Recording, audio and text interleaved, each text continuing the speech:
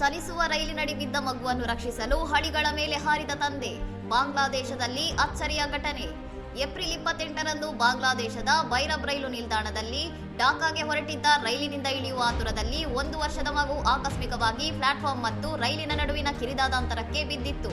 ಕ್ಷಣಾರ್ಧವೂ ಯೋಚಿಸದ ತಂದೆ ತನ್ನ ಮಗುವನ್ನು ರಕ್ಷಿಸಲು ತಕ್ಷಣವೇ ಹಳಿಗಳ ಮೇಲೆ ಹಾರಿದ್ದು ಮಗುವನ್ನು ಗಟ್ಟಿಯಾಗಿ ಅಪ್ಪಿಕೊಂಡು ಪ್ಲಾಟ್ಫಾರ್ಮ್ನ ಗೋಡೆಗೆ ಹೊರಗೆ ಮಲಗಿದ್ದಾರೆ.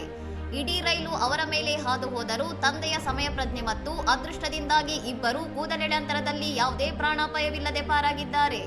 ರೈಲು ಸಂಪೂರ್ಣವಾಗಿ ತೆರಳಿದ ನಂತರ ಅಲ್ಲಿದ್ದ ಜನರು ಮತ್ತು ಮಗುವಿನ ತಾಯಿ ಹಳಿಗಳ ಮೇಲೆ ಇಳಿದು ಮಗುವನ್ನು ಸುರಕ್ಷಿತವಾಗಿ ಮೇಲೆತ್ತಿಕೊಂಡಿದ್ದಾರೆ.